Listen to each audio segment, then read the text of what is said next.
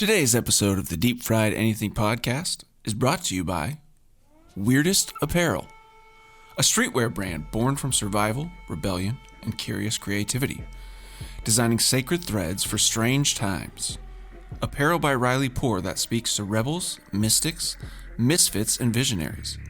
Every Weirdest piece is printed specifically for you in order to minimize waste and avoid overproduction, allowing Weirdest Apparel to focus on quality, intentionality, and sustainability.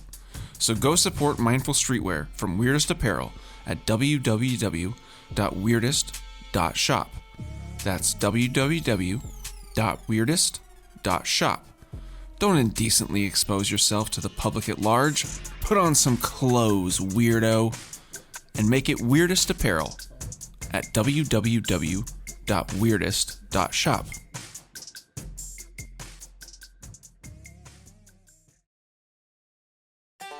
Hey there, listener. Can I talk a doodle-doo to you about fried chicken? Because Cookie's Country Fried Chicken is deliverancing the most delicious fried chicken in the Ballard and Pioneer Square neighborhoods of Seattle, Washington. You can dress that chicken with house-made sauces nicely, or do that chicken spicy with 4 levels of heat. Dunk in the mud, cayenne, habanero, and ghost pepper for all you spooks. This is finger-licking, ass-kicking chicken, seasoned to perfection. So pair it with the perfect side: tangy slaw, mashing taters, mac and cheese, or the carnival corn elote. Elote, you say? I might have to elope with one of these feathered freaks.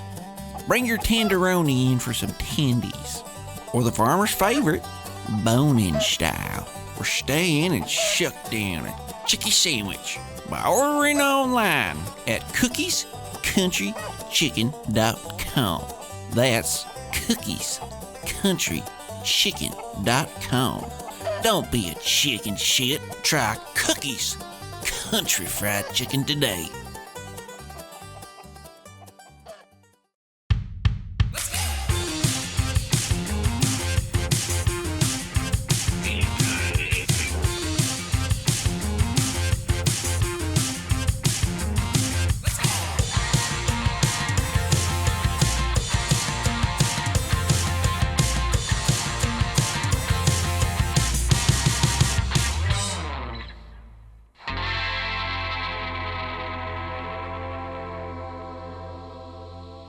It's your host, Kirk Huffman, with my chicken tenderonis here, Eric Hawk and Thani Bradford. Welcome back. We're here again with our sponsor, Cookies Country Chicken. Whoa! Here for episode 3. Well, how was everybody's holiday, by the way? We're recording this a few days after Thanksgiving. What's up? I mean, the turkey was great, but I was missing Cookies Country Chicken. Oh, smashing. That's the way to say it. Mine was good. Hung out with Cass's folks. We had steak, and then we had charcuterie. Oh, wow. On the turkey. On the ranch. No turkey involved. Awesome. Yeah. Turkeyless holiday. That's cool. Yeah, I did the same. My brother, my You went to brother, a steakhouse and then made charcuterie boards with Cass's parents? We actually, yeah. That's actually, when you said both of those things, I was like, God damn, that's almost exactly what we did. Because, yeah, my brother, who's the head chef at the Canless restaurant in Seattle, Washington, he does the cooking during the holidays. He's a bit of a food beast. Yeah, he's a food beast. And so, yeah, we had some cut of steak that was awesome in addition to the turkey, and then his wife makes these awesome like butter and charcuterie boards, and so I was like, damn, Eric and Cass did the same thing as Rachel and I, so we're linked up and ready to roll, I think. Good taste. Literally. Literal. We're speaking literally on this one. Yeah.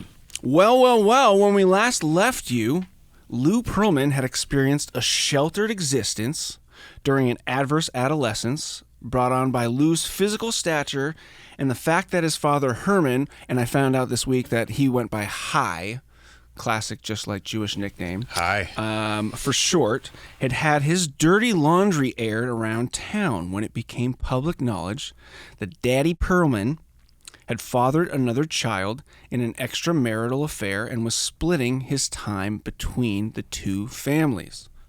We found out that during this time, Lou leisured indoors by watching one of his favorite TV shows, Sky King, which also happens to be the name of our own Eric Hawk's new full-length album, streaming everywhere now. Did we know that going into this? I don't think we knew that. We're just getting really good at advertising ourselves. When we did go into Cookies, or when I picked up the order of chicken from Cookies Country Chicken in Pioneer Square, it was packed in there, and I texted the guys, and I was like, I think our charm is working, because it was busy in there.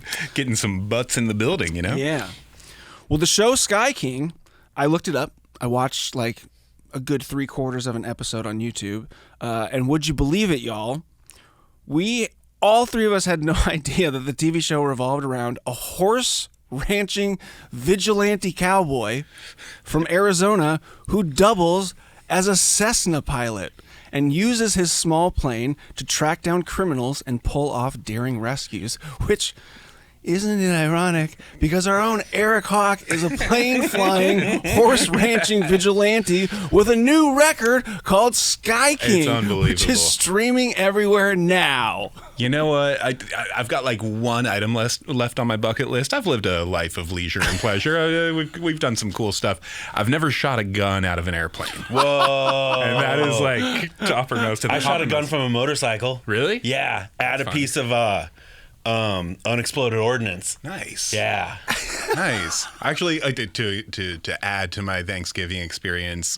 Cass's dad and I took my little John Deere Gator out, shooting some cans from the ATV from the Gator. So that's close. Does it make you feel like God? A little bit. Nice. It's a nice posture. A powerful posture. God on 6 wheels. Yeah, the episode that I watched, he was like rescuing a hiker, like a lost hiker. You watched the whole episode? I watched like 3/4. Did It's the guy slow-moving 1950s black and white television with a lot of... Dude, they would do way more ads than we do. Oh, yeah. The whole Brought show to you by Chesterfield Oh, Cigarettes. my God. The whole show starts with... They were just happy to look at something. Yeah. They were. Yeah, They got 100%. the picture radio. We touched on the aftermath of Herman Pearlman's transgressions with regard to Lou's mother, Renee, who, fearing her family's picture-perfect posture was now fractured, reacted by feeding little Louis excessively, and as we found out, started blaming the other children in the neighborhood for Lou's mistakes. Guys, I looked up the Hindenburg disaster because I had to make a correction from last episode. The event did happen in 1937, but it happened in New Jersey and not New York. So it had happened roughly 30 years before Lou claims that he scored that Goodyear blimp ride as a teenager with his mother, who, remember, by the 1960s still believed blimps used hydrogen to lift their balloons. Which is still crazy that it happened. 1937. Like, you see the photo, the tower of the humanity. That's kind of an old-timey phrase. The whole thing feels very, like, World War I or before. Yeah. 1937 is pretty old-timey. I'm on board with this 37 37's thing. like deco. We're wearing, like, baggy trousers and wide ties by that point. It feels like... Yeah, old-timey. Yeah. Is hand crank. Is that not 37? I don't understand cameras. Just saying, we had Cadillacs with automatic transmissions by the time it was 1937. It's like that. That's a good analogy, I guess. The fact that you had primer start though. Yeah, but you had a Caddy with leather seats, and people are still flying around in hydrogen blimps. It's a crazy thing. Horses had leather saddles. Well, horses got replaced. Yeah, they did. By blimps. Except on Eric's property. But post-puberty, Lou's famous musician cousin... It's really doing the alliterative P's. Dude, yeah. Post-puberty, Papa Pearlman. Yeah, yep. Edit that. Lou's famous musician cousin, like we heard, Art Garfunkel, started garnering Pearlman curious companionship throughout his teens, and he soon blossomed into the tall tale-telling math whiz from Mitchell Gardens, who also played guitar. Eric had mentioned that Pearlman and his best friend and future business partner, which we're going to hear a lot about today, Alan Gross, were metaphorically trying to decide who was Simon and who was Garfunkel in their varying recollections of their lives. But after reading this article or reading this episode script going into this one, I realized I would argue, as we'll see, that Alan Gross is the soft-spoken and unassertive one, more of our Garfunkel in this story, and Pearlman is our Simon, who similarly to Lou, dealt with accusations of both monetary, musical, and cultural theft during his career. We going to talk about Graceland and stuff? Is this a Black Lady Smith Mambazo situation? It would be, after I did like the little bit of glazing over it last night and this morning, I was like, yeah, we're going to have to do a one-off episode of just that whole era, which would be really, really cool. I'm down. Yeah. I think it would actually be really relevant and stuff. So one to note for the old back of the noodle. Dude, deep fried anything podcast supplemental episode. I like it. Yeah, digging it. So now Lou is basically in his late teens, is where we left off, and his high school buds have begun cruising I-95 from New York to Florida on road trips in Pearlman's family station wagon, which it's just like the holiday road, just like, woo! Where Lou would use his time to not only entertain his pals, but gain insight into the low-tax state of Florida, as it is one of the only states in the U.S. that has no income, estate, or inheritance taxes, and additionally has financial protections like homestead law, which is like if you go bankrupt or you fail to pay the payments on your house, you can't technically lose your house. There's no foreclosure? Didn't that happen to Burt Reynolds? I think a lot of people. I mean, when I Googled it, the first thing that came up was obviously like a Google ad that was like top 10 reasons to move to Florida, and one of the first things was like the homestead law. So there's a reason. Like we will find out that people end up eventually. We're going to get you there, and we're going to keep you there. Yeah. Fanny, thankfully, had read Lou Pearlman's own business biography, Bands, Brands, and Billions, My Top 10 Rules for Making Any Business Go Platinum. Or should I say Fanny had Bands, Brands, and Billions, My Top 10 Rules for Making Any Business Go Platinum, read to him by an AI cowboy. Was there supposed to be 10 things in there? Was he supposed to be numbering? I was literally going to ask you what were the 10 things. I don't know. Well, did you get to the end? Nah. Well, you're gonna have to get deep a little further because I was like, we have to ask Fanny what the top 10 things are. It's just definitely in the title of the book. It fell apart. Well, I don't. The AI doesn't read me the title every time, and it assumes I remember. Yeah. And Fanny also, after hearing Bands, Brands, and Billions read to him by the AI cowboy, you kind of took the position of the podcast Pearlman apologist last episode. Apologist? I don't apologize for anything. Neither does Lou Pearlman. Yeah. But I do think, however, today, Fanny, that your glass ceiling will be shattered. Doubt it. Yeah. Plexiglass ceiling. Does plexiglass not shatter? It doesn't shatter, right? It's Lucite. Because Lou Pearlman. Oh, hey, this is good. We've started off on the right foot, I think. Plexiglass jokes. But Fanny, you were definitely 100% correct when I was reading this over too. That when you said that Lou Pearlman would find ways to fit into whatever role was needed in the pursuit of an advantage, or as a way to center himself in a moment of success, or even deflect during a disaster or defeat. You nailed the old nail right there on the head. Yep, that's what I said. Real Swiss Army knife of sociopath. Yeah. My keys are on a Swiss Army knife right now. Yeah? Yeah, my grandfather got it for me in 1989. Wow. So full disclosure, today's episode, I told the guys, probably has the least amount of musical mayhem in the totality of the rest of the episodes in our series. But what we will have a lot to talk about today is something that I know Fanny has been dying to hear about. Cauliflower wings? Cauliflower wings from Cookies Country Fried Chicken in Pioneer Square. I want to try one of those too. There you go. And I know Eric will be able to shed a lot of light on as well in today's episode. And that topic, my friends, is the one we've all been waiting to hear about, airships. Mm-hmm. What we should have done is fed each other cauliflower wings and said, here comes the airship. Microphone's right there, though. Yeah, it's awkward. Oh, yeah, someone else has to use these after us. So, friends, let's take to the skies in part 3 of our series on Lou Pearlman and the golden era of boy bands. Airplane sound effect. There we go. Noted for post-production.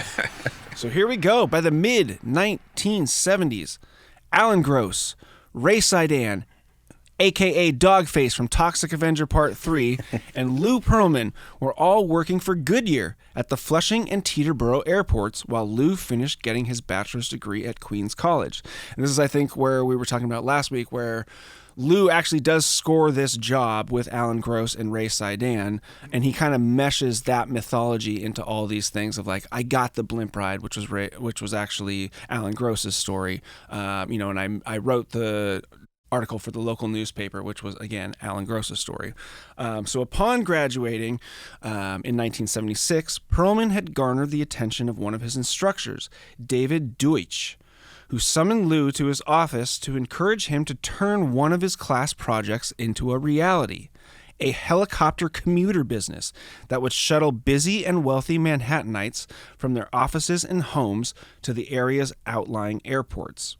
David Deutsch had been impressed that Pearlman's final project had already worked out the complicated details in the permitting process that was involved with flying choppers in and out of lower Manhattan. But Lou was missing the two things he needed for his startup: cash and an actual helicopter. So he hit up his rich musician cousin, Art Garfunkel, who told him Art. Yeah, Art Chopper Garfunkel, who told him he'd have to talk to his money man, a.k.a. Art's dad, and Lou's Uncle Jack. Uncle Jack Garfunkel told Lou that he trusted and believed in his helicopter commuter idea, but that Uncle Jack would, quote, gladly help him buy his second helicopter, which a glass half full Lou took as a sign of promise, and he started hitting up banks for business loans. But Pearlman was getting no after no until an executive at E.F. Hutton, I don't know, overheard him mention the helicopter service while being shown the door by a loan officer. And when the executive gave Lou a few moments to gather his things, Pearlman blurted out his copter commuter pitch one last time and impressed the executive enough on the spot that he assembled an investor group for an enthusiastic Lou, and in 1975, Commuter Helicopter Service, Inc. was launched. And this is your cynical view of what happened. No, I mean, why does that guy need to lie about anything if you're telling me that just happened? I literally noted in here, and it should be to his credit that this was all like 100% true. That's the one. He just did it. Yeah. Who's the Sky Stanny, King it looks now? like you're shattering my glass ceiling. Yeah. A true Sky King. How funny would it have been if Art Garfunkel's money man was Paul Simon? He's like, I got to ask my money man. And then he just turns and looks a foot down like, Paul, can I please have some money? no. Yeah. Lou bragged, though, that he made his first $1 million with commuter helicopter service by the age of 21. That was also probably not likely, however. CHS might have appeared successful on paper, but the upkeep on 2 helicopters meant his business was bleeding cash. And within 2 years, Pearlman's commuter helicopter service merged with the local Island Helicopters to create the largest tourist helicopter service in New York City until 1997 when the company closed. Crazy, yeah, I know. Lou and childhood friend Ray Sidan, a.k.a. Dogface from the Toxic Avenger Part 3, had been working for Lou and commuter helicopter services since 1975, even though Sidan had never been paid as an employee. Sidan described the business relationship with Pearlman like this. Basically, as shareholders, we were putting money into this thing, not taking it out. The only one who seemed to have benefited at these times was Louis. And the commuters. Yes. Never forget the wealthy, rich Manhattanites who need to be slightly helicopter faster than flown taxi rates. to the airport. Yes. I don't like your snide use of the phrase "never forget," I got a sidebar just for a second, man. Like, especially in reference to Manhattan. Oh, shit. my grandpa was an airplane mechanic. I got to work for my grandpa as an airplane mechanic. He went through World War II and everything. He had a lifelong disdain for helicopters. He called them whirlybirds. He's Yes. like, you'll never catch me in one of those damn whirlybirds. Yeah.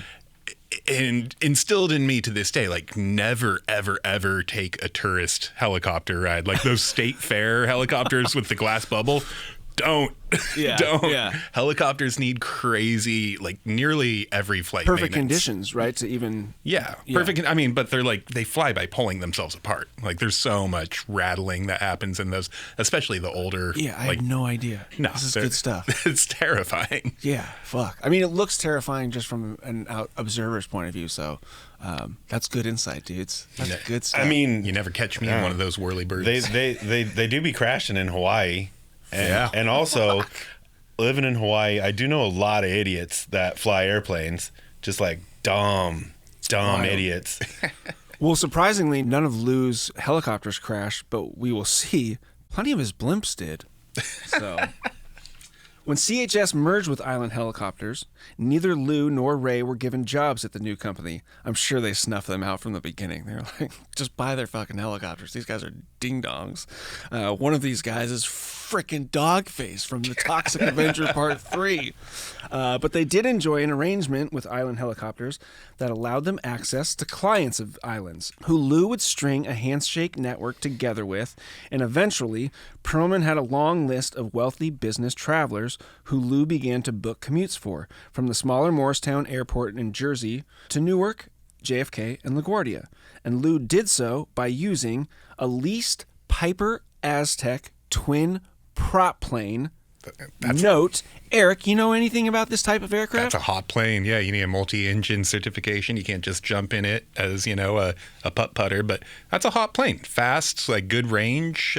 What, 6-seater, 8-seater? They looked really cool. Sleek as hell, yeah. We'll see. We'll It'd get be like, it'd go up against like the Cessna 310 or, just like one of those really sleek metal craft, like low-wing twin engine. Yeah. When I Google image search them, Highway to the Danger Zone immediately popped in the back of my head. I would call that a cool rich guy plane. Yes. That's like a Corvette, Okay, cool. Corvette of the sky kind of. Sick. Because the Piper Aztec twin prop plane was much cheaper to maintain than two helicopters. However, the Piper Aztec, as cool as Eric is making it sound, is still a small prop plane that only holds 6 total passengers. And since Lou had earned his pilot's license, which is a good thing to know because Eric was saying it wasn't just a entry-level license, correct? Yeah, no, you'd have to get. I mean, I feel like FAA laws may have been a little bit more lax back then, but Fair, Yeah. because he got this license at the age of 19. It sounds Wow. like. Yeah. Well, you wouldn't have a multi-engine. What by a that goddamn dynamo. Yeah. That Louis You are P. shattering my glass ceiling. He's my not friend. just a pilot, but he's like a special kind pilot. I am getting stabbed by the shards of glass that are falling from my glass. What did you ceiling. do at 19 that was so great? I'm like an Argento film, just right now. So, yeah, Lou had earned his pilot's license at the young age of 19. That kind of like when I read that, I was like, shit, that's pretty young. That's pretty sick. When the plane wasn't booked for commutes, Lou would lure his childhood pals into the promise of cheap vacations, just as he had done in high school. And just like the evolution of those road trips to Florida as a teenager, Lou's plane trips in the sky with his pals allowed him to not only log hours as a pilot, but also fly into places like the Hamptons and Martha's Vineyard in a private plane and mingle with the rich. Pretty sick. Yeah. I mean, shit, man. If you got time with that type of plane, like Eric was making it sound, it's like those are the places. Sounds like you would take it to. Make that world get a Why whole does lot it say smaller. lure? Why'd you use the word lure? It makes it sound nefarious. He just 'Cause takes again- his buddies places. No, again, we try. I think 'Cause it starts with Lou. It's not a van. We tried to bring this up last episode, but this is 100%. This is that thing where it's like people are hanging out with Lou because he's more of a curiosity than they generally have, an affection or like a deep friendip with these people. Because he's a fat pilot in a small plane. And again, I got to bring up too because last episode when I listened back, it made it like Fanny was kind of making Eric and I look like that we were bringing up this blimp metaphor in regards to like Lou Pearlman being a fat kid, which I think is like 8% of it, but it's more this idea of like this idea that like this, a blimp inherently nowadays is this thing in the sky. It's just like, look at me, hey. Look at me! It And that's is. like Lou's whole adolescence is like, and then he latches onto those. Once he has your attention, he lures you in by, with this, like, I can take you to Martha's Vineyard. None of these guys are going, they're from Queens. They're not going to Martha's Vineyard. Hey, you want to go fly to the Hamptons with Garfunkel's cousin? You don't think Fran Drescher's been to Martha's Vineyard? She's an exception. Yeah. One of the first wealthy people in the aviation business that Lou met was Theodore Willenkemper. This guy is a character, and he's going to be in this story a lot. So Theodor Willenkemper was a German industrialist and manufacturer of blimps and the head of Westdeutsche Luftwerbung, or WDL for short. And Willenkemper was who Pearlman had learned about while working for Goodyear, was known around the world for his precision building practices, direct eye contact, an entourage of much younger, attractive women, and a majestic fleet of airships whose ground crew drove Mercedes-Benz docking trucks and wore matching jumpsuits. Hot. And then I put this note that says, Willenkemper is basically motherfucking the artist formerly known as Prince of the blimp industry. Blimp Prince, yeah.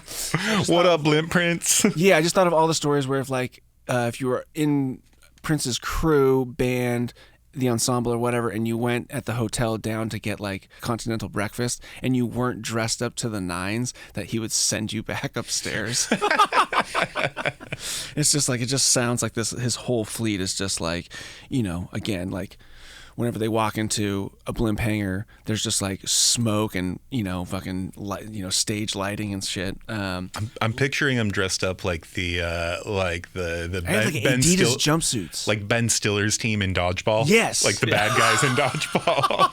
Yes. Not average Joes, but the other ones. Yes, 100%, dude. Lou had found out that Willenkemper was trying to launch his own airline with international flights to New York and was planning on coming to the city for his 50th birthday. So prior to his arrival, Lou sent Willenkemper a 2-foot-tall glitter and construction paper birthday card and offered the services of Island Helicopter during Willenkemper's trip to New York City in exchange for a meeting with the doughy, grinning 24-year-old Pearlman. When the tailored European Willenkemper accepted and arrived to New York City to find Lou at his gate, he took one look at Pearlman and said, quote, "I have an appointment with your father." Basically, he just was like, who is this piece of shit Nepo baby who's like picking me up from the airport? He just wasn't used to seeing success at such a young age.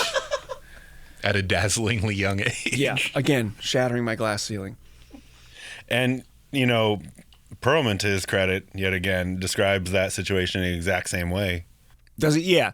And this next part, I think, is one of the craziest parts of this whole story. And yeah, definitely verified in Tyler Gray's book for sure. So in a moment of charm, when Willenkemper is meeting Pearlman at the airport, instead of choosing a fancy restaurant in Manhattan in which to talk business, Pearlman invited Willenkemper, who was a former Nazi Luftwaffe pilot, record scratch, because now I have to segue. What was the Luftwaffe? Well, here we go. The Luftwaffe organization was established as a guise after the Treaty of Versailles, when Germany was prohibited from having an air force. The Luftwaffe organization secretly trained pilots in military aviation tactics under the guise of being a competitive air sports association that specialized in aerobatics and plane racing. Until 1935, when Hermann Göring took over as commander-in-chief of the Luftwaffe and used his political capital to secure resources that made the Luftwaffe the most powerful air force in the initial years of World War II, most notably lending support to ground troops during the Blitzkrieg campaigns. Dude, honestly, kind of through the end of the war, they ran out of resources, but like the Messerschmitts and the... They started kicking ass. First combat jet ever. Oh. Messerschmitt 262. Yeah. What's Luftwaffe mean? Luftwaffe. It's like the It's like Air Force or something like that. I think it's just Air Force. I looked up, Nine sprechen Sie. Jagdflieger means German, like, attack pilot. That's Jagdflieger. What does that mean? That's like a German. Yeah, but what... I assume all their words are just compound English words. Does it mean like It means gun controller? it's German for pilot, but specifically like an offensive attack. There's pilot. no like not like your commercial airline pilot. Yeah. Gunship airman. Yeah. gunshipperman. Yeah. So Lou invited the former Jagdflieger to his native Queens for a hearty Jewish meal with his mother Rini and his father Herman, who, remember, was a former World War II U.S. Air Force tail gunner. Jesus. That's why they would go look at the planes and the blimps across the street from the airport. So you've got these guys who hypothetically could have shot at each other during the war, sitting down in a tiny little one-bedroom apartment in Queens. Allies versus Axis. That is awesome. Ballsy. So, dude, shattering my glass ceiling. This Pearlman's a ballsy motherfucker. He solved a global conflict. Yes. Are you sure his balls aren't too doughy for you? You're the one who called him doughy earlier. I mean, Doughy. he's never not. You know it's not doughy. The coating on these here are crispy cauliflower wings from Cookie's Chicken. Lovely, light, delicious, fresh. Well seasoned. Man, you guys are so good at that. That's Just Cookies sitting It's here easy to be observing. good at it when Yeah. it's good. I'm just observing. It's amazing. But the tensions of this thorny situation between Mr. Pearlman and Wullenkemper quickly assuaged when the German blimp baron explained to Hermann that he was forced to fly for the Nazis under threat of being shot for treason, and proceeded to call Hitler a monster, and told the Pearlmans he had even traveled to Israel to meet with Holocaust survivors. Wow.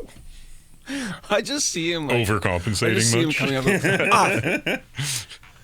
Mrs. Berman, you're... Did you watch a YouTube clip on how to... No, this is why I'm doing like a terrible German accent. But just like this idea that fucking he comes up from like a matzo ball soup. It's just like, the matzo ball soup was chewy and flavorless. Thank you so much. And then he's just like, goes into just like, Herman, you have to come to Argentina with me to meet my friends. But even after all of that, what came about from that first encounter remains a mystery, as Lou's account changed over time from Wullenkemper agreeing to build Pearlman a blimp for an astonishingly cheap $1.2 million to partnering on an airliner fleet with Lou because of Pearlman's connections with various airports in which Lou said he could secure terminal space.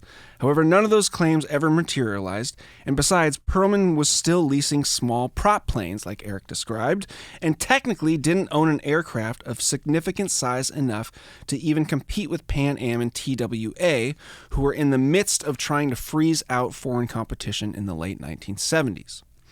Even still, Pearlman's leased prop plane remained in demand, especially in the days before digitally wired money transfers, as back in the late 70s and early 80s, in order for banks to speed up the transportation process of loan payments, banks began to book Lou's air transport service to relay checks across the country and back to New York, as a few days of interest on millions of dollars in transactions added up quick for the financial institutions.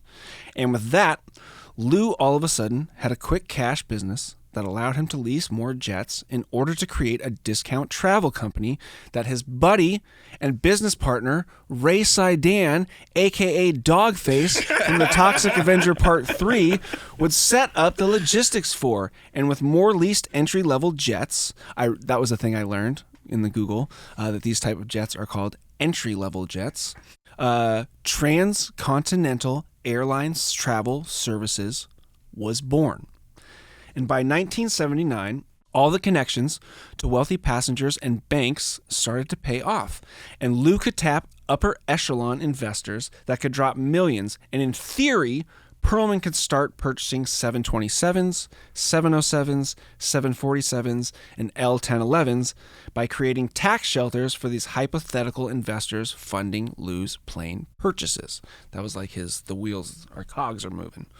Pearlman additionally posited that he could produce returns on the company's growth while further agreeing to never disclose the names of the investors via confidentiality agreements that were built into the partnership deals. And that was kind of always Lou's asterisk that he would always provide, in addition to the types of loans that were available everywhere by regular banks with real FDIC insurance.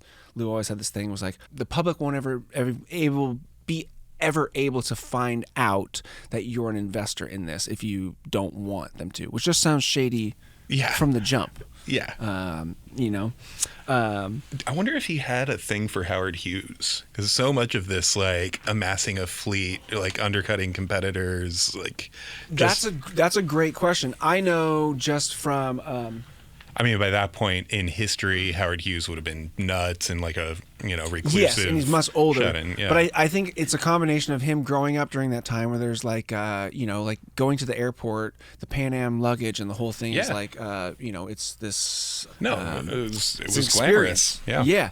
And then, so you have that, and then, like, we'll see. I think you're onto something, Eric, where there's like he's in the Gordon Gekko era of Wall Street. So he's being influenced by that because he's right there. So there's a lot of that going on in addition. A lot of like fast money making. It's the jet age, scheming, and there's so many Trump, industries that are just printing Trump's money at this real point. estate, start, all that stuff. Yeah.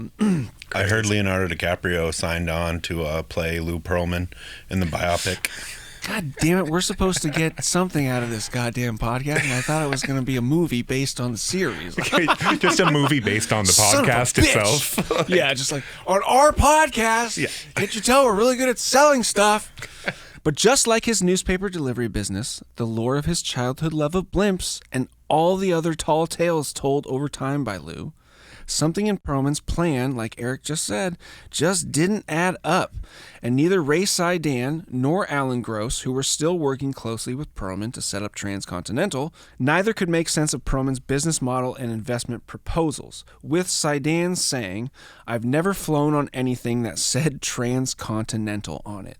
And that will be a thing that comes up a lot. Nobody ever sees this goddamn plane that's supposed to have all these, markings on it. Additionally, neither of them could recall Lou actually owning jets outright at that time, as Pearlman again was leasing his entry fleet. level. Yeah. Yes, his 2 or 3 entry level jets. It's fine. I knew it was coming. I knew it. So he's leasing like what, like a Learjet or Citation or like some. I think you'll see coming up. So he has those 2 6-passenger prop planes like we're talking the about, Pipers. and then somehow he starts getting enough money from somewhere to lease this Learjet. But these are like Somewhere? like business. Are you going to jets. get into the check cashing? Well, we just kind of got into the check stuff. So he has like a real legitimate cash flow coming in, but remember he's using that cash flow to kind of spin into like, I have all these investment opportunities from you, and what we're going to do is transform these small planes into 747s. So forging onward, Lou started offering discount vacation flights on his leased jets, and of course, when a new shareholder signed on, Lou kept full disclosure of the investor's name because, of course, at this time, much like the fleet of planes Pearlman, and I'm doing for the listeners, air quotes, owned, there were actually no investors in his new company, as there were no planes that Pearlman owned. In 1979, though, German blimp baron Theodor Wollenkemper, our little Nazi, who was still in contact with the helium head Pearlman, sent Lou to Tokyo. Yeah, that's what they call them. Sure. Yeah. And Fanny brought us this wonderful balloon in regards to all our helium heads out there as a representative of the blimps. And we'll get into some physics in just a second. Yeah, how much that balloon cost me? Yeah, I was going to ask, what do we owe you? Nothing. Okay, cool. You stole it? No, he gave it to me for free. Why? I don't know. Charming? I guess so. I was wearing. You tell him your grandma was I was sick? wearing a really big jacket and no shirt, and the jacket was pretty open, so the hairs were kind of there. And So he gave you the thank you balloon. He was just like, "You've been so patient. It's this one's on me," and I was just like, "Okay." I'm just gonna walk around this Safeway. This is why I chose you for the podcast. It's adorable. Yeah, It's just nice to know I still got it. Yeah. absolutely. Never lost it. So Theodor Wollenkemper, who was still in contact with the helium head Pearlman, sent Lou to Tokyo to work with his German WDL crew, where Pearlman would wear a matching jumpsuit, learn the ins and outs of the airship business, and fall deeper in love with the German Zeppelins. while Ray Sidan, a.k.a. Dogface, from The Toxic Avenger Part 3, kept Lou's air transport business running back home. And by the time Lou returned to the U.S. in 1980, he felt he had gained the experience and the confidence to launch his own blimp company in Manhattan. But there was one problem.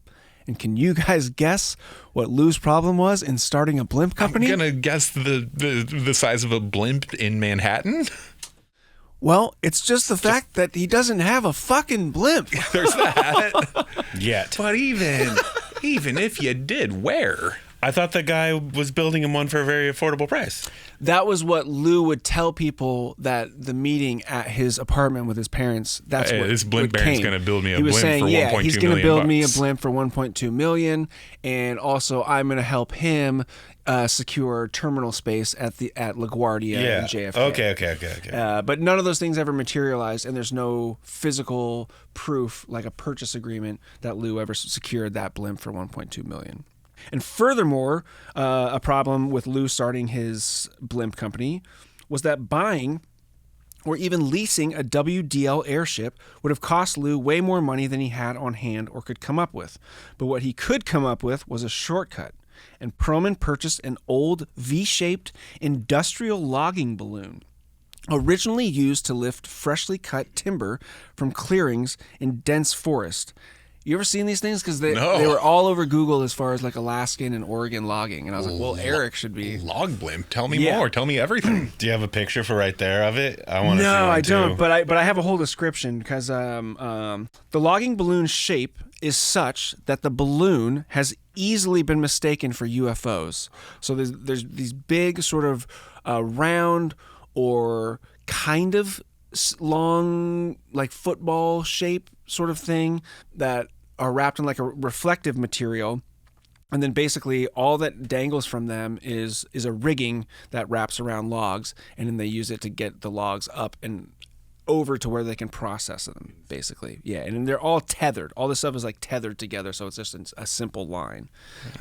This makes sense. Yeah. Well, Lou. Oh my God! Yeah. I want to believe. Wow. Yeah, some of them come in yeah, that's the whole thing. Some of them come in triangles, and some of them come in more football shapes. Dude, it's crazy because growing up in Alaska, you hear so many UFO stories. Like, oh, my uncle saw this, man. or I saw this. Like, I saw weird shit in the sky all the time. When I read the UFO thing, I thought of, you said weird shit in the sky, but I thought of fire in the sky immediately. Opposite, you know. We should do a podcast about that. Yeah, I wish one of those guys played guitar so we could throw it into this musical podcast. The movie? Yeah. Oh, it's a musical podcast. Yeah. Sorry, dude. Yeah.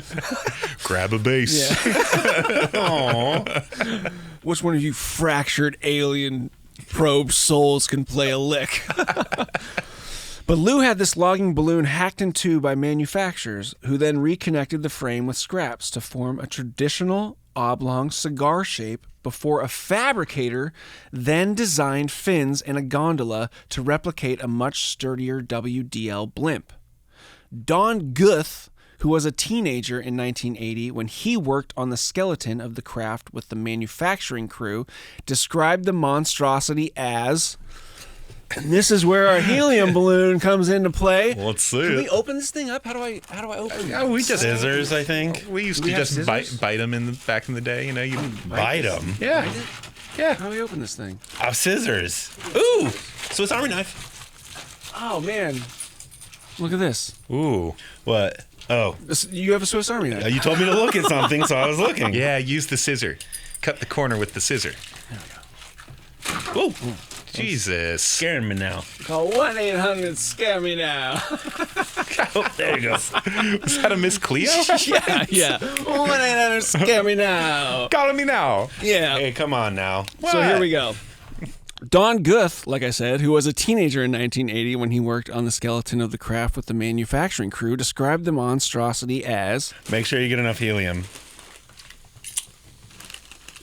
Dude, it was a piece of crap. Oh, And he continued, Yeah, get a good hit there. it was heavy when we put it in together out in California. We'd take it outside and let the sun bake on it. As the helium got hotter, it would produce more lift. But that was the only way that fucking thing was getting off the deck. And its landing gear was pretty fragile. He finished. I'm really making this character come alive. You are, yeah. It's the dedication to the craft. You finished? It was in the shape of an airship, but it was never meant to fucking fly, dude. This is a little bit of that situation where, and they're like, why go to a Thai place to get a curry when you can spend $100 buying all the ingredients to make a worse curry? Like, you could have just asked the blimp makers. No, but didn't this cost like $5? Oh, I'm sure it was so fucking cheap. Yeah. But, I mean, we got a lot of moving parts here. We got different contractors, fabricators. Yeah. I don't know. Dude, people were fabricating in the 70s for like Nothing. They weren't paying the trades back then. Yeah, this honestly, that's what I'm saying. This guy, Okay. Don Guth, the way he described this thing, he sounds just like your fucking fabricator buddy. But even still, There's Well, that the- voice back. oh god, it's kind You of need unique New York. Jesus Christ! Oh, it's like hitting the bong, yeah. Give Even it to Fanny. Fanny, hit that. I'm not hitting that. Come on. My voice has a masculine edge that will not be lost to helium. Masculine timber. Oh, yeah. Just real eye of the tiger situation. Like, Oh, I man. won't do it. yes, masculine timber. That was fucking awesome. R-E, not E-R. Yeah. Even still, while the makeshift craft was being patched together, Pearlman had sent his one-man marketing team, Paul LaFaro, to hawk advertisement space on the blimp's outer envelope to corporate clients with the intent that LaFaro needed to get a client to sign an ad contract so Pearlman could use those funds to purchase a German-built Zeppelin and have it shipped to the U.S.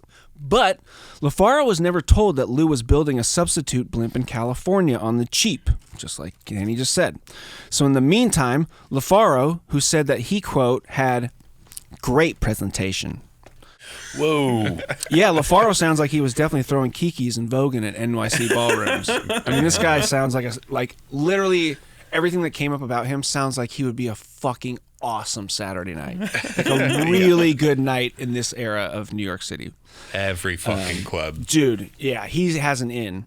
In making good on his bravado, LaFaro did his job and found investors in the Nakash brothers, creators of the fashion label Jordache. Whoa. And it's said that LaFaro used a secret weapon. Tucked inside a black box, Paul had an inflatable scale model of a blimp that had an illuminated miniature mock-up of the airship's night sign on it.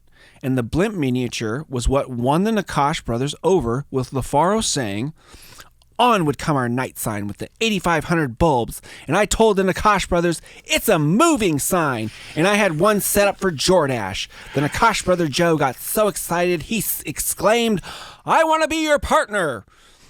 Joe, Avi, and Ralph Nakash had opened 4 discount apparel stores in Brooklyn and Manhattan, but a fire in 1977 had destroyed their biggest clothing outlet. Despite the disaster, the company bounced back by spending $120,000 of their fire insurance money on sexy ads that everybody remembers, touting the curve-hugging, acid-washed Jordache jean look, before the brothers had ever even mass-produced a single pair of pants. But this plan worked. The ads fueled... Sound like a couple of Pearlmans. Yeah. Oh, my gosh. Or is Pearlman a Nakash brother? Nope. Decided. But the plan worked. Asked and answered. Yeah.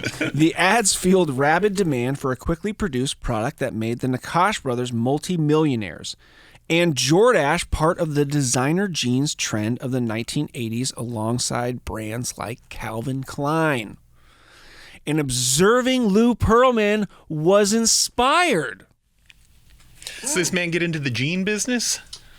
I I mean, think not he's like just- the eugenics, but I think like what it genes. is, and I noted here, it's actually, he's inspired that the Nakash brothers became multimillionaires without having any product. Yeah, sure. He had a jet business without jets. It was all about the advertising. And I noted here that that's basically like what has become of like the Silicon Valley operational culture. Like think of Theranos. Yeah. Think of where we're at with AI. Yeah. It's all speculation based on a non-existent product and the marketing people power of their Theranos, CEO. the blood kiosk thing? Yes. That's the one. Yep. I knew a thing. Yeah. You're up on stuff. Big smart. So in 1980, Pearlman's Jordache blimp was originally planned for a flight from New Jersey to Sheep Meadow in Central Park, where a fancy press conference and party were to be held. But New York City officials considered landing the blimp in Central Park too risky and wouldn't approve it. So instead, Paul LaFaro got a hold of an under-construction development called Battery Park City in Manhattan, whose developers were eager to garner attention for their own massive office and residential project, and proceeded with coordinating the stunt in all its pomp and flash at that site, with the plan being that models adorned in Jordache attire would exit the blimp on a catwalk when it docked just feet from the press, to be followed by dancing and drinks. Sensational. Yeah, sounds Especially fun. since they didn't have any Jordache attire at the time. Yeah. Bottomless. Totally bottomless. Porky pigs. I keep picturing the blimp like made out of stonewashed denim too. There is footage of this whole event, as we'll see, which On there? is Do something. as I will describe. Okay. As yeah, we'll hear. Yeah, you can see this thing, and there's more. The descriptions I think are better than watching the video, because I did watch the video and it was like, okay, I get it. These descriptions are You'll love the description. Yeah, wait till you hear me do it. But as the time to launch approached, the mood was far from festive. Test flights in the lead-up had been scrapped due to various reasons like broken landing gear. But most worrisome was the Nakash brothers, who'd been beaming with anticipation at seeing the finished product for the first time, were crestfallen to find a much smaller and slower blimp than the one that they were promised. That's just more airtime if it's slower. Wow. You, my friend, can make a mountain from a molehill. The final crushing caveat being that the gold paint which Pearlman had used to coat the blimp had turned in the sunlight to a shade of brown that Lou's childhood friend and business assistant Alan Gross described as, quote, "duty." His name's blimp. Alan Gross. Fuck him. I know. As Thanny put in the last episode, Alan shit. Did I? Oh, did you? Which, yeah. You said a lot of we've stuff got on it on. last We've got I'm it on so tape. drunk at these things.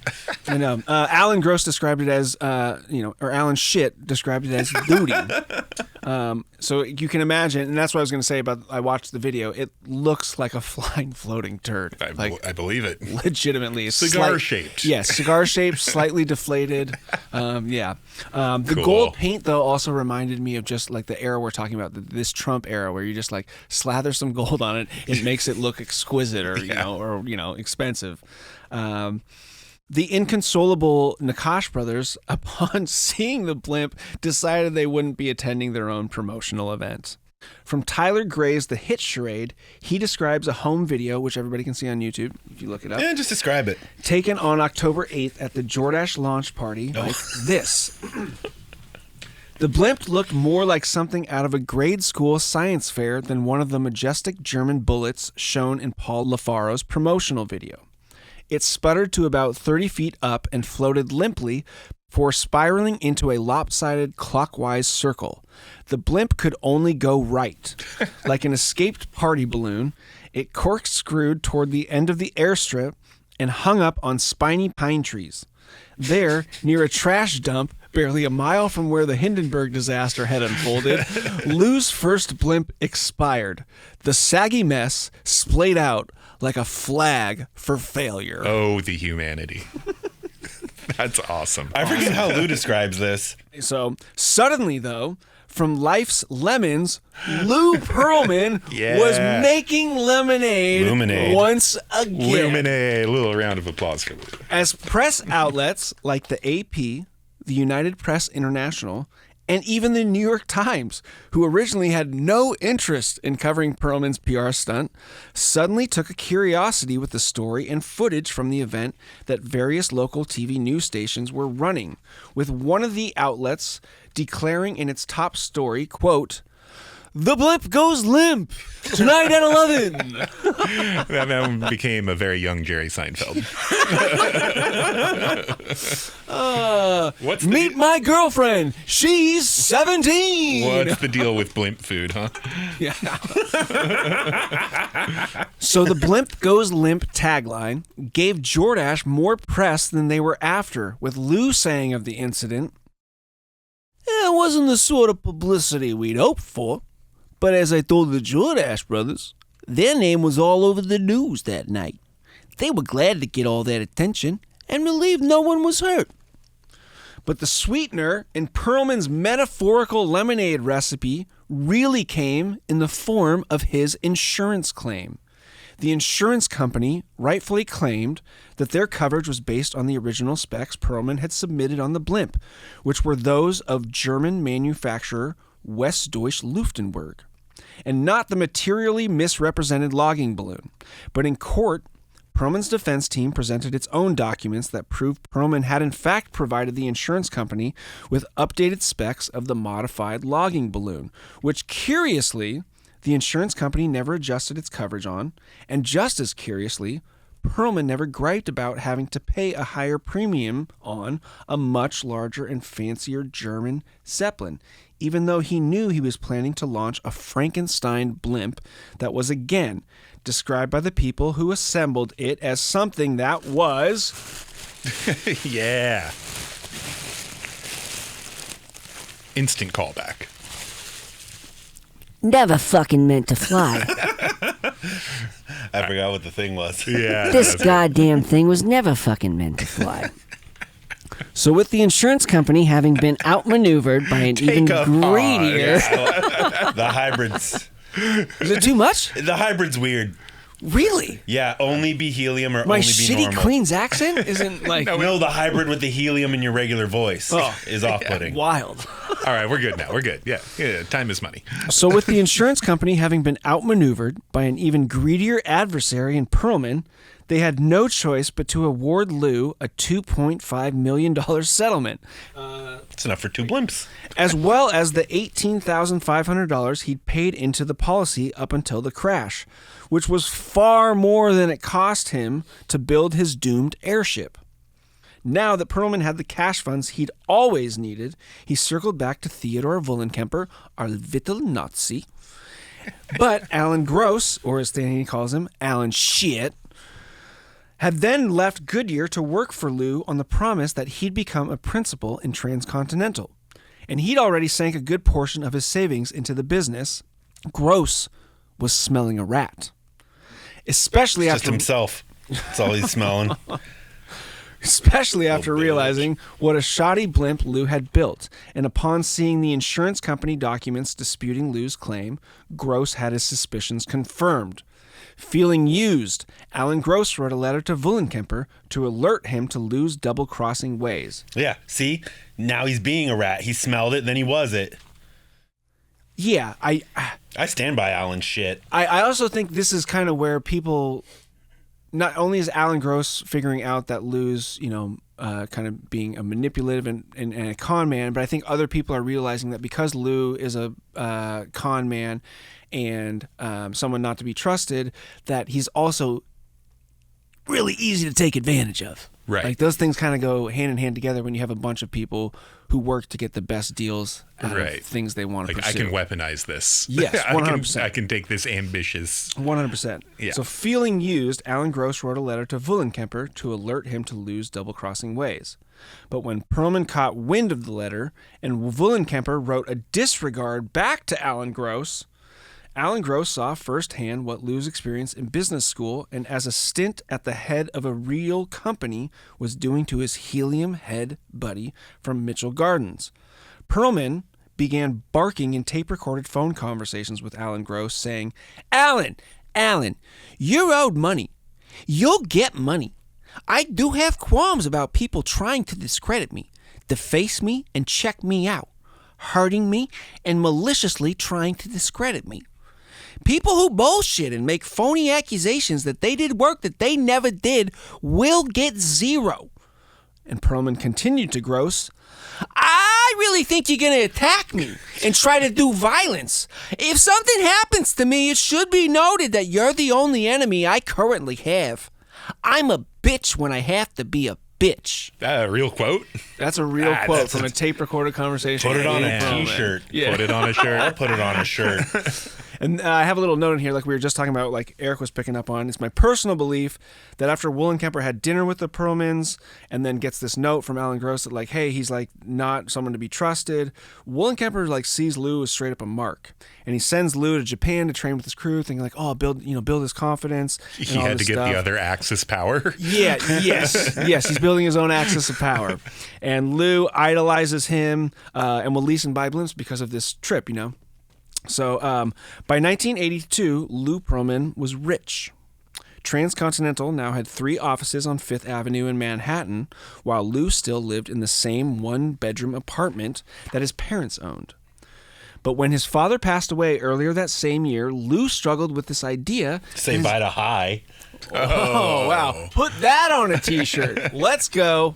But when his father passed away earlier that same year, Lou struggled with the idea that his dad had never really gotten to see him living the life of a successful and notable businessman. And as Pearlman's future girlfriend, who we will meet in further episodes, Tammy Hilton, the one that gets a little odd because they don't have sex, she said of this time after Lou's father passed away, I think that bothered Lou a lot. This idea that, like, Dad didn't get to see me excel and be like that, the tycoon in town. So after Lou's dad's death, Pearlman finally moved into the first apartment of his own, a penthouse in a brand new guarded high-rise in the Queens borough called the Bay Club, which was complete with billiard rooms, racquetball, tennis courts, an on-site deli, a movie theater, and a private library. Think like the Queens version of the residencies at Trump Tower. Yeah. I saw some pictures, and it's all very like American Psycho, Patrick Bateman like culture. Totally. Pearlman also began tooling around in a burgundy Lincoln Continental stretch limo. Now we're matching talking. Rolls-Royce Phantom. Yeah. He had both. Taking friends to Peter Luger Steakhouse and either paying in cash or charging the meal to an account he had with the restaurant. Doing so while confiding in friends without a care that he had as much as $50,000 in credit card debt.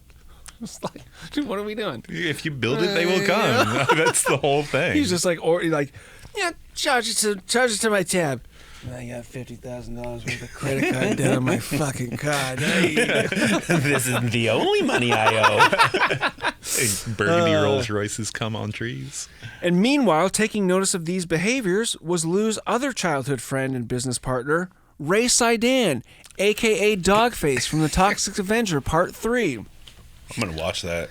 He was understandably aghast as Sidan had recently taken a side job selling shoes at his father's store just to make ends meet, while he was also assisting Lou with running Transcontinental. Dogface? Al Bundy. Yeah. Dogface said it was mind-boggling. But Lou had a reputation to rebuild after the Jordache fiasco, and from that point on, the thing that Lou sold best was Lou himself. And with other neighborhood acquaintances seeing the local boy done good and his inner circle expanding, Pearlman was able to get those same Mitchell Gardens families to invest sums of $5 to $10 grand into Transcontinental, with an additional promise of 20% interests, which in the minds of you receiving it as a sales pitch, it seems like a no-brainer, because their money was also going to this everything he touches turns to gold, like This little little Louie tycoon, from the yeah. neighborhood, know? And we trust his family for years, sort of thing. Real quick, it's time to eat Satan's dick. 30 minutes? I don't know. You want to give it a beat? Let's go. We can give it 10. Yeah. All right. You don't want to suffer through Satan's dick for 30 minutes? I want to hear this part of the story. Okay, sorry. I don't want to be completely focused on the fucking Satan's asshole growing in my mouth. Yes. Well, I noted that Lou has basically become Jenny from the block. Used to have a little. Now he has That's a lot. No matter where he goes, he knows where he came from. No matter where he goes, he takes those from the block with him, elevating everybody. Boy, by episode 7, I don't know. We'll have to. Yeah, that will come back to haunt you. Have I been wrong yet? Yeah. Don't be confused by the blimps that I bought. Yes. I'm just still Jenny from the Louie, block. Louie from the block. Yep. With Pearlman's new wealth, Theodor Vollenkemper would soon help Pearlman get a German WDL airship. Now, whether Lou purchased this blimp or just leased it from WDL has always been up for debate. But first, Lou needed a new advertising client after having just publicly burned Jordache.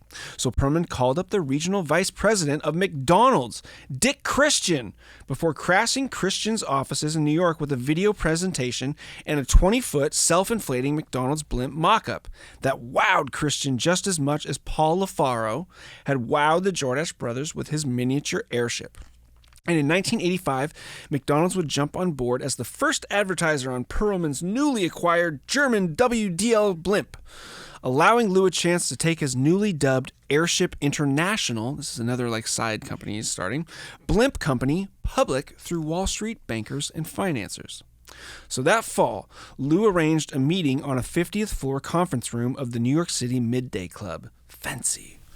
Pearlman drew the curtains closed, played the promo video he'd shown Dick Christian at the McDonald's offices, and when the tape finished, Lou drew open the curtains, and there, on the other side of the windows, floating above Wall Street, was the yellow and red golden arches of the McDonald's logo on the side of Pearlman's German McBlimp. Yeah. Wall Street was sold. All these guys were like, oh, God. And Airship International went public. Airship International was underwritten. Underwritten just means you're basically writing yourself an insurance policy that you accept liability for your company in case of losses, damages, unsold shares. This is kind of the boring financial stuff, but it's juicy because it'll tie into everything going forward. Airship International was underwritten by a securities company in Bayside, New York that was a front for penny stock operations and other fraudulent sales. This is the Gordon now Gekko we're going. stuff. Yeah. Lou's new IPO raised capital by hiring a recently fired and banned industry broker from the same New York firm that had underwritten the company in what was alleged to have been a pump and dump scheme. And this new atmosphere Pearlman found himself in was one that he would find gave him great comfort, i.e. his company's existence being based on stockholder and investor speculation in the potential of its CEO. And nothing has changed like we just talked about with AI and Elizabeth Holmes. And here's where we're getting into Lou starting to fraternize with the money of the era, which is penny stock, Wolf of Wall Street stuff. Totally. Yeah. Real estate scams, all that stuff. Smart enough to know that you can put the word international after any business and it sounds awesome. Yeah. It's like fucking Prestige Worldwide from Step Brothers. No matter what, Lou would now have to keep up his image of success. And in 1987, with the McDonald's ad contract up and the lure of a new public IPO, Metropolitan Life Insurance came on board for a multi-year contract with Pearlman, who painted the McBlimp blue and white and decorated it with the company mascot, Charles Schultz's Snoopy. Snoopy's on the blimp. Yep. It was around the same time that an old friend of Lou's, Harry Milner, had heard about Pearlman's budding company and saw an opportunity since Milner happened to know Augie Busch III, the Budweiser beer chairman. Whoa. Milner offered to talk to Augie about Lou's blimp business as a potential marketing tool for the brewery. And while the Budweiser execs were impressed with Milner's pitch, they promised Harry, quote, next year. Harry told Lou, and a year later, unbeknown to Harry Milner, Pearlman himself went back to Budweiser and sold Augie Busch III on a long-term $3 million deal that also included ads for the Shamu the Killer Whale attraction at San Diego's Sea World theme park. You see where your boy's dipping his hands in blood, Fanny? Are you talking about the orca blood? Yeah, the blood of the orca. Did he make the blimp look like an orca at least? Because that would be cool. It was a good ad. It was a good ad. I It gotta was see that. cute. It was cute. Harry Milner. Nobody knew it was bad back then. Harry Milner's son insists his father should have made $300,000 on the commission of that deal and says that his dad frequently brought it up to Lou, who countered Milner with a promise of a great job opportunity he'd soon have available for Harry, or that Pearlman would personally take care of the Milners. And even though Lou had listed Harry Milner as a financial officer on documents for Transcontinental as far back as the 70s, Harry Milner never saw a check from Pearlman. And that same year, 1988, just as Lou was hitting his stride with Airship International stock selling on the open market and transcontinental airlines flourishing in the shadows, having lured more investors into what they believed was a growing fleet of airliners, owned by the man responsible for the successful McDonald's and MetLife blimp ad campaigns, Pearlman's mother, Renee, suffered a blood clot and died in an operating room on Mother's Day. On Mother's Day. Yeah, pretty brutal, actually. Oof. And little Louis, the mama's boy, was devastated, but he kept positive in public, even as Pearlman endured a string of setbacks, like when a year later in 1989, his first WDL craft, formerly the McBlimp, had been moored in Texas en route to California when a windstorm swirled and ripped the airship to shreds. However, a few months later, Lou had filed a $6 million insurance claim for a new updated blimp equipped with cameras and lights for nighttime operations. Ooh. And this is kind of... Night blimp. There's no consequences for this kid. Even when he's growing up and he's wrestling and breaking shit, even to now when his blimps are getting shredded and, his fake blimps are fucking falling apart. And let's be real.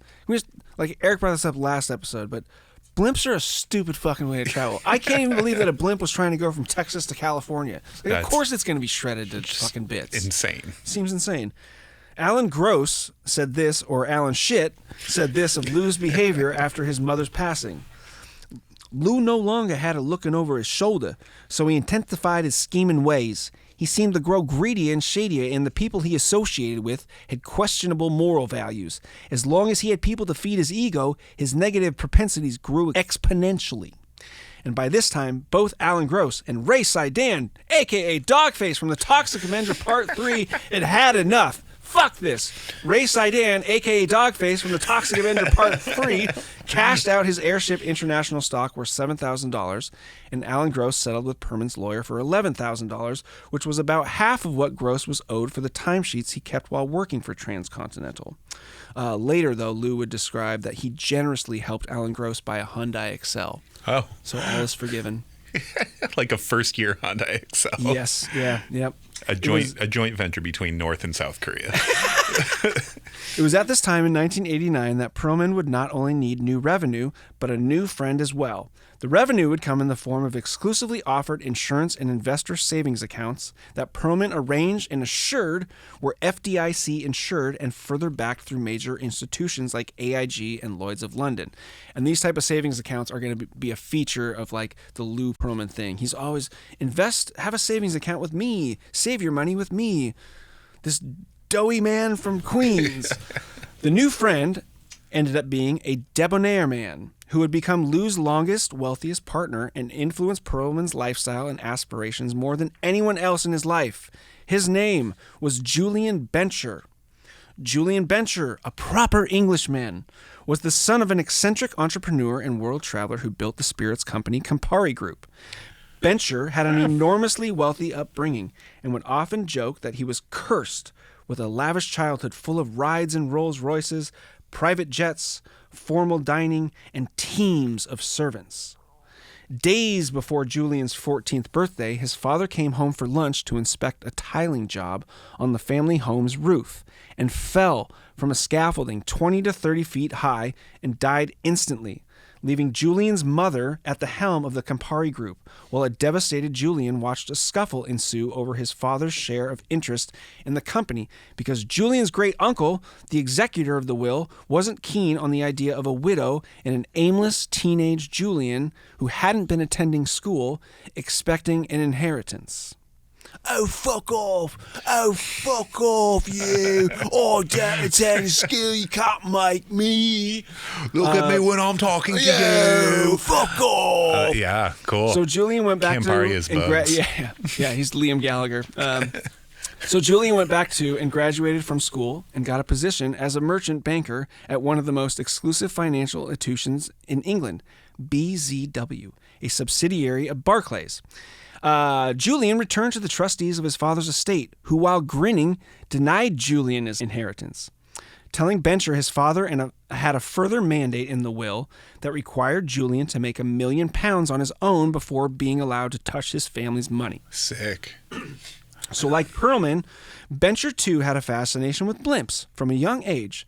So to the disappointment of the executors, Julian quit his job at BZW, borrowed $20,000 from his mom, and went to Hong Kong to start an airship business that would advertise over Victoria Harbor, a bustling and highly visible location where he could charge clients top dollar for advertising space. Damn. You ever been to Hong Kong? Yeah, we've been there together. Oh! Yeah. Yeah. Yay! Fanny Bones and I both got sick in Hong Kong. Hell yeah. Oh, so you were too barfing to go check out the bay? Oh, no, we took a boat across the bay. took a boat across Nice. Kowloon Bay. Kind of like a open back barge situation. It was Red Star something or other. It was sketch.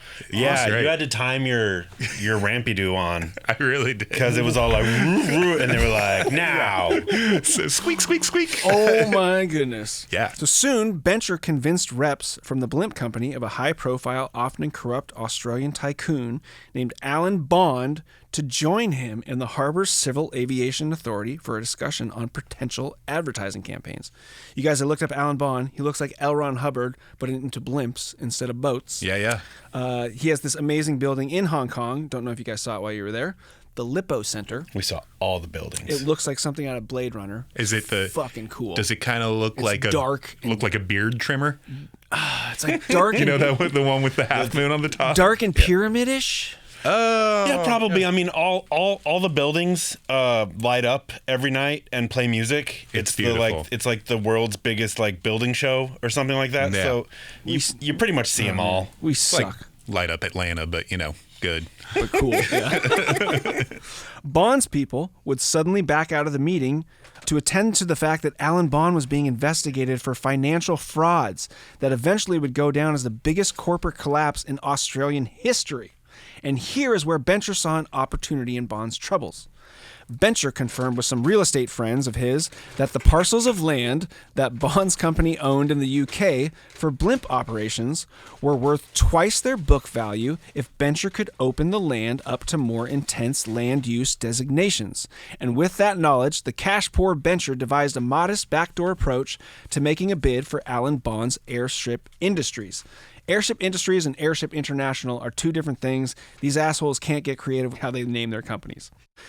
In order to become the landlord to the Blimp's manufacturing facilities, Julian used his family name and background in finance to solidify a plan that secured a $12 million loan to buy 180 acres of Airship Industries land in the quiet English town of Cardington. The purchase of Bond's land was contingent on the property's zoning change in order to allow Bencher the possibility of further residential and commercial developments that would make the property more valuable. And after some convincing of the local population over concerns that their sleepy little town would turn into Manchester, the land use change was approved and Bencher's deal kicked into high gear. The deal gave Bencher his first million and then some. So Julian went back to his father's trustee, expecting a prompt turning over of his inheritance. Give me my fucking money, eh? But instead, the group giggled as they revealed the final piece to the design of Julian's father's will, a stipulation that if Julian could come up with this money on his own, he in fact did not even need an inheritance. So they're just fucking with this guy. Julian needed a lawyer. Oh, Like, man, from the yeah. top. Just fucking with this dude under the guise of teaching him these life lessons, you know? Now, whether or not it was a ruse all along, David Kleeman, one of the executors of the family estate, said this of Julian. It was extraordinary, at the age of 19 or 20, that a man with no money was able to get himself into all of these things. I must say, I was sort of mildly amused. I looked and thought, the apple doesn't fall far from the tree. More determined than ever, Julian Bencher, who is now the Best owner. way to talk. It really is. I was just doing it yesterday. It's great. A more determined than ever Julian Bencher, who is now the owner and landlord of the manufacturing facility of a desperate scandal-plagued Australian blimp company struggling to make payroll, Julian now figured he was closing in on his plan to finally buy out the company. Until that is, in January of 1990, when Airship Industries invited prospective buyers to London for a dog and pony show. And one of those who A received literal an dog and pony invite, show? you know, like a pomp and flair show. Okay. please buy my desperately failing company. And one of those who received an invite was a rotund young American entrepreneur named Lou Pearlman Rotund. of Airship International, who was looking to purchase a blimp. And again, Airship Industries, Australian, Airship International, Lou's company.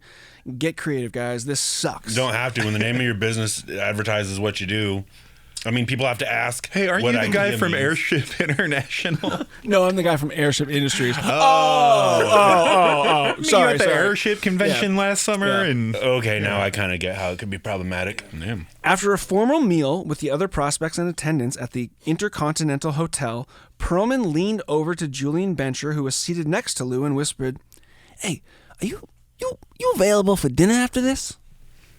Julian said he initially thought, quote, "Oi, bruv, we'd had a pretty big dinner. I thought it was a pretty funny question, but I figured he wanted to talk." Am I Australian now? I'm Australian now. You're Oi, somewhere. bruv, we had a pretty big dinner, and I thought it was a pretty funny question, but I figured he wanted to talk. So Bencher met the portly Pearlman across the street where Lou told Why is he Julian he would portly? be. Dude, he's a big guy. You got to get over this. He's big and he's getting bigger. You know, It was so a very linear. Listen, this is a perfect example. So Bencher met the portly Pearlman across the street where Lou told Julian he would be. The Hard Rock Cafe. Oh. It's like, hey, I know we just had like a 30-day aged steak. It was good. It was good. But Mozzarella sticks with Bruce Willis.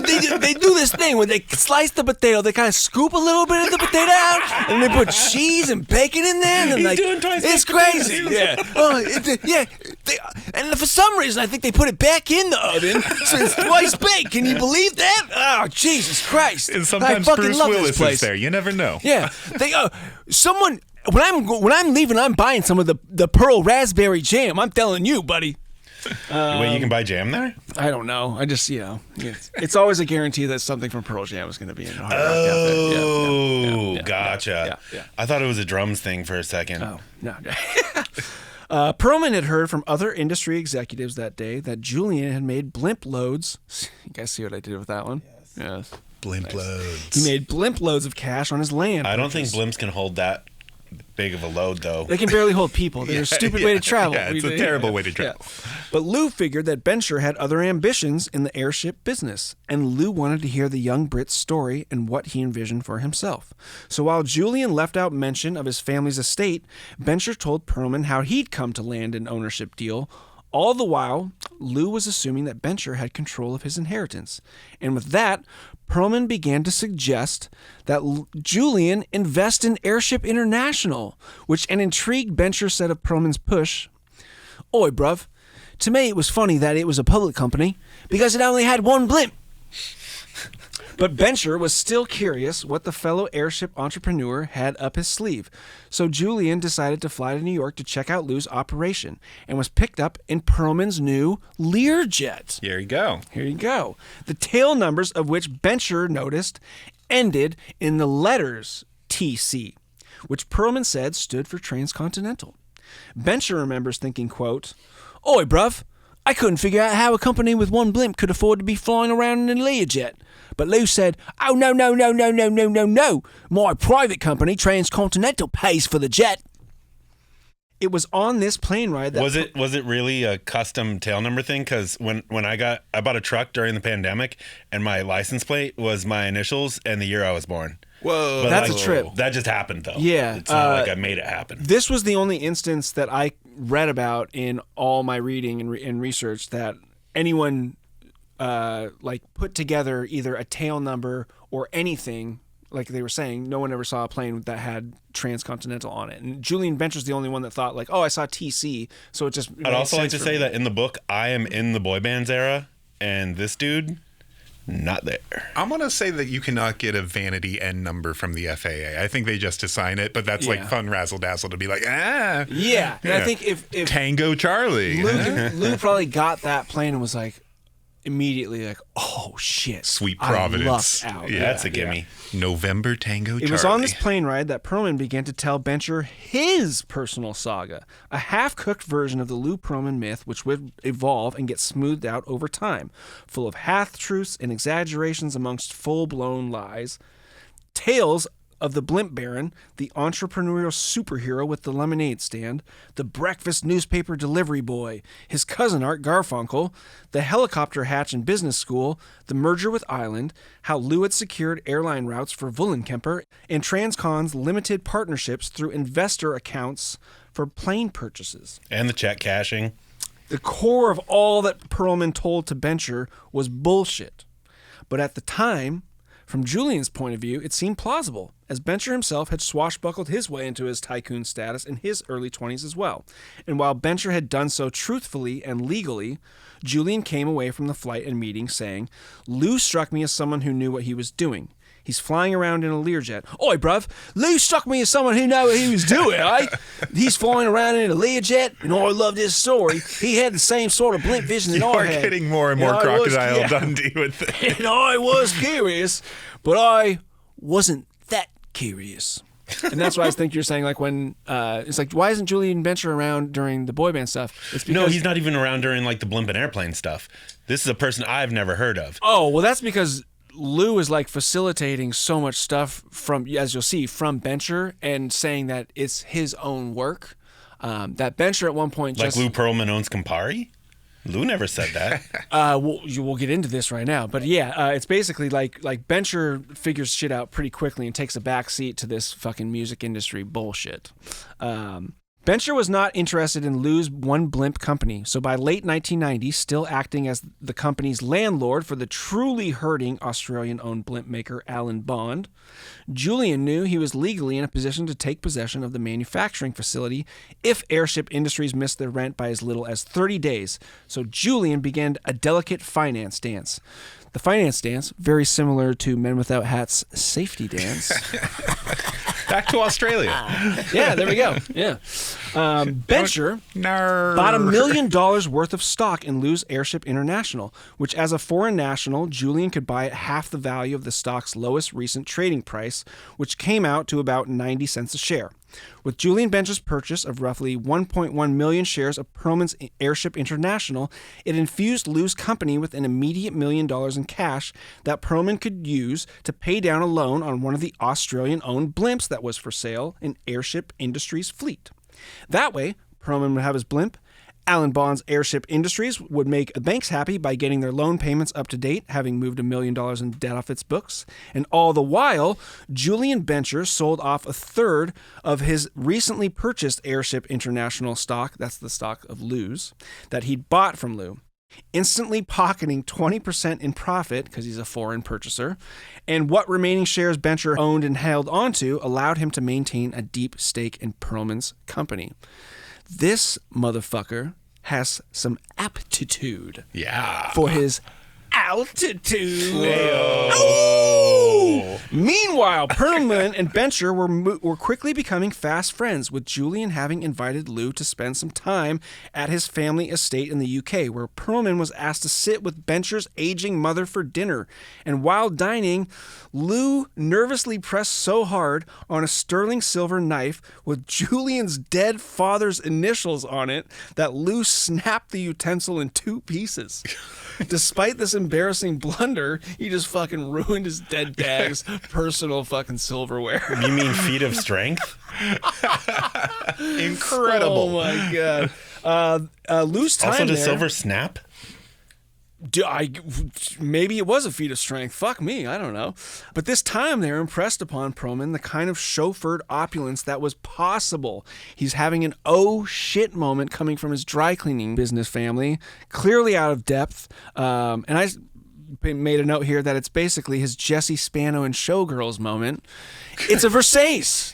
You know, he's like looking at all this stuff, just being completely out of his element. So before long, Lou was taking image advice from Julian as well, who suggested that Lou ought to try looking more the part of a mogul and start wearing slacks and a blazer. And soon Lou began proudly calling attention to the details of his tailored shirts with emblazoned Rolls-Royce logos on his buttons and cuffs. Yo. And at the end of 1990, Pearlman invited Julian Bencher to tag along with him on a trip to the Bahamas to visit former Nazi and blimp baron Theodore Wollenkemper at one of his homes in Paradise Island. And I can just see like fucking Julian Bencher sitting there as Lou keeps montaging out of the dressing room in different suits, and Bencher going, no. And like, huh? Yes. Yes, yeah. So they get invited to Wollenkemper's home in Paradise Island.